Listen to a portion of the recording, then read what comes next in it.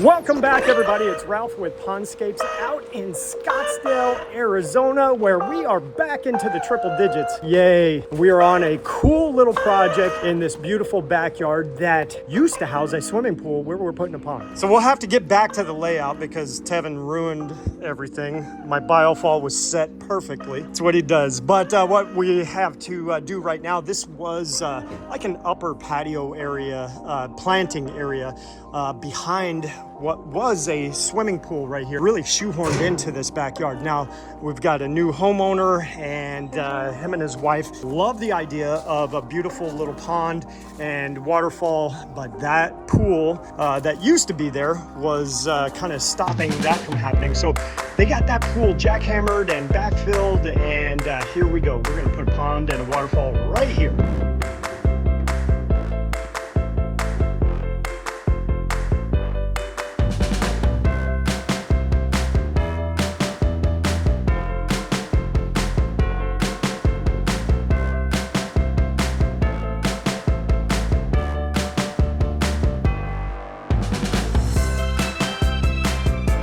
Guys, we have a blank canvas behind us. Like I mentioned a moment ago, there was a swimming pool right where I'm standing now. That got hammered out and backfilled in, and now we have this blank. We're going to be building a pond that's approximately 8 feet wide by 10 feet by 24 inches deep, with that waterfall at around 28 to 30 inches high. So it's a little bit higher than we would typically go in this scenario, because that dirt area, that upper shelf, is still as high as it was prior to that pool getting torn out, and it had that step. So the homeowners wanted to take advantage of that elevation and get a little more drama out of that waterfall. The challenge with bringing that waterfall up higher is the higher we go with that, the wider we've got to go with rock work or slopes to make it make sense. And obviously we don't want to choke out this palm tree. So we've used a couple of the existing boulders to build a boulder retention. That's going to give us that fast elevation. And then over here, we'll kind of step down and stair step away from the waterfall once we start doing our rock work. Now, what we have back here, this is a moisture barrier or a root shield. A lot of times we'll use this in the pond if we've got neighboring trees or something like that, but we use it up against block walls a lot of times. So the moisture that will come up from the ground doesn't pass through the dirt into that wall and then show that moisture on the neighbor's side. So this wall is really solid. It's grouted, so it will handle the pressure that we build up against that with the dirt, and we just want to make sure that that moisture doesn't pass through. And here is where our pond is going to go. We've got our paint 10 feet by 8 feet, and we're digging out that interior. So today what we got to do is get this dug out, get our skimmer installed. Our biofall is already set. Our 2-inch plumbing is almost all the way around where we need it to be, and we'll make that connection and get our liner installed, and tomorrow rock and roll. Okay.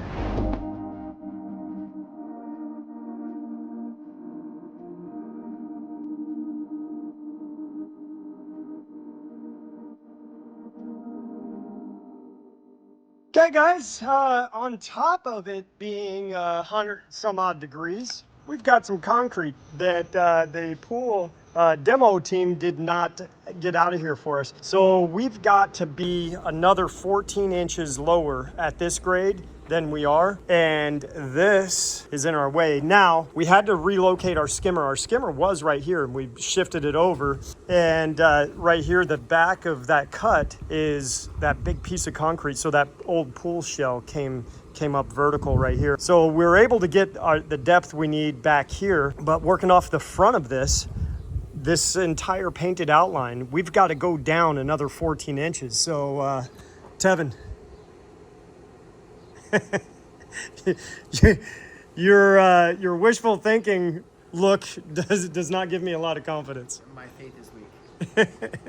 Yeah, so the homeowner, we've already had that conversation about pivoting because of the location of the skimmer. He was out here, we had conversations about what we needed for depth, and I think there was a miss where the pool excavation company may have came up a little short.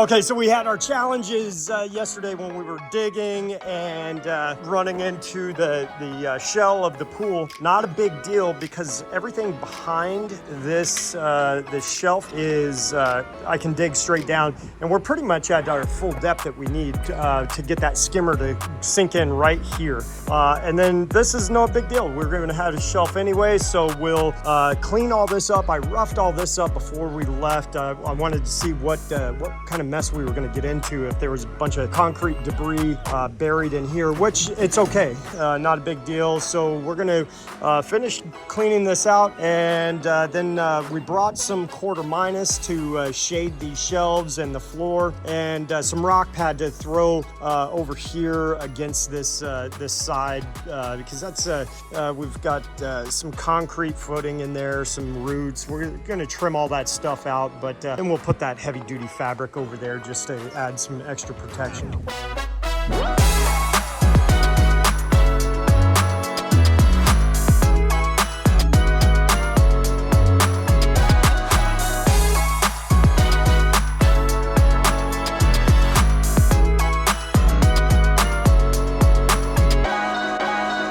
All right, Colin is screeding out the floor of our pond. So we've dropped in that quarter minus to help just lighten the load of how rocky all of this is. That just provides that cleaner foundation, and then we can drop in our fabric. Basically, what we're going to do in this scenario is get all of our rocks on the bottom done, and then we're going to flip our liner back over and then shade the next level, because what we're going to end up having is just material fall down, so we're going to have to flip that liner anyways and clean it up.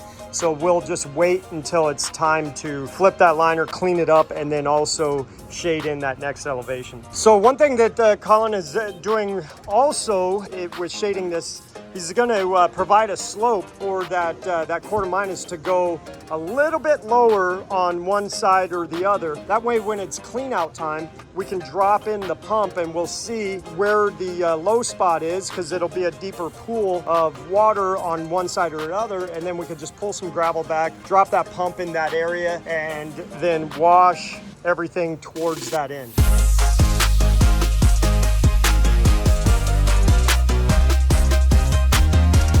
Okay, that first layer of protection is installed. This is our geotextile fabric with that quarter minus installed at the very bottom, this fabric. Next goes that liner.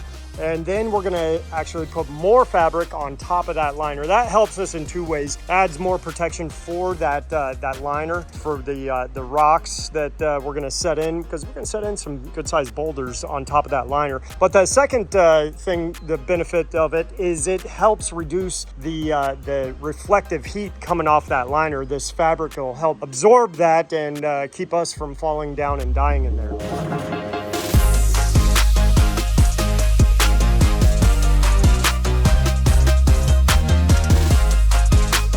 Okay, we've got that diffuser installed and one of 3 lights installed. And now what we're doing is dropping our gravel in and tightening up this rock work and working ourselves up and out of this hole. So the hurdle that we have with this space over here is it's really dug out, over dug, because of just our efforts in trying to find a spot to fit that skimmer. So what we're gonna have to do is do some rock work, some bigger boulders, and then backfill with dirt as we build up. So it's going to kind of be a leapfrog back and forth, and then we'll get that situated and have a nice area to be able to cut and create that cool edge.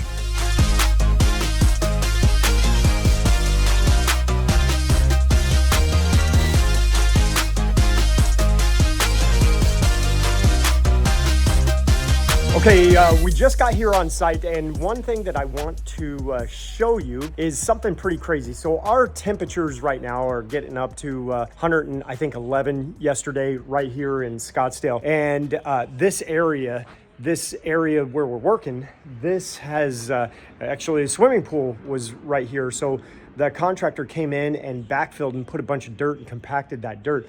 And that's been a month or two ago. There has been no rain in the forecast or in the past, And something that's interesting that happens that a lot of people don't realize is the amount of condensation that happens under these liners. Okay, so first thing in the morning, check this out. Flip this liner over. Look at all of that condensation. So that is moisture coming up from the dirt. That temperature difference between yesterday being 111 and overnight lows, probably in this area about 75 degrees. So that moisture comes up from the bottom and then it gets trapped by that impermeable surface, and over time what'll happen is it'll wick out to the sides, and sometimes people feel like they have a leak when it's only that condensation.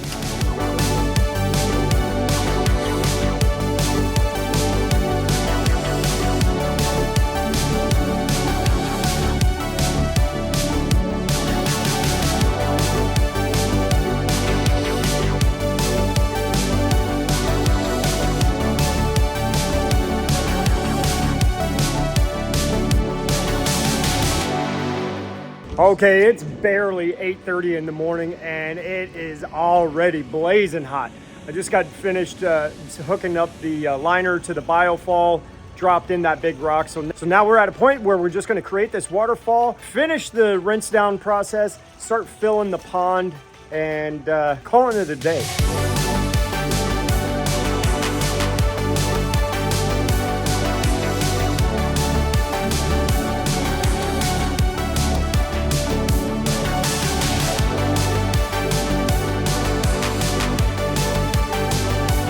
Okay, so we've set plenty of rocks and Jay's been chomping at the bit. So here's our homeowner. This is Jay, and he says he's got all kinds of experience driving these excavators, right? Not true. Not true. What's the worst that could happen?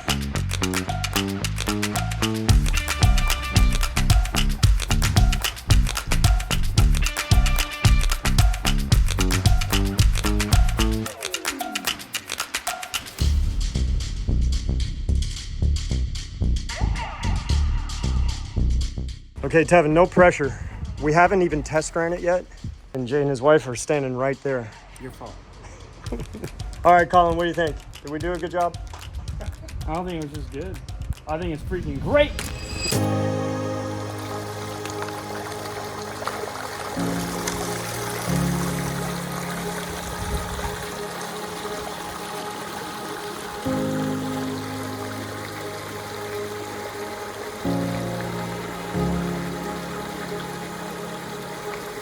Okay, Jay, next step is the icing on the cake, right? Are you guys excited? Yeah, Loving this? we love it. Awesome. So what's going to happen now is the landscapers are going to come in and just beautify this area. So I am looking forward to coming back to see what you guys create with your landscaper so we can finish this off and you guys can start enjoying. Yep. Looking forward. Guys, thank you so much for the opportunity to work for you and to create in your backyard. I think we've created a monster with Jay because he's talking about what does it take to become a pond god. Well, now there's more competition in my backyard.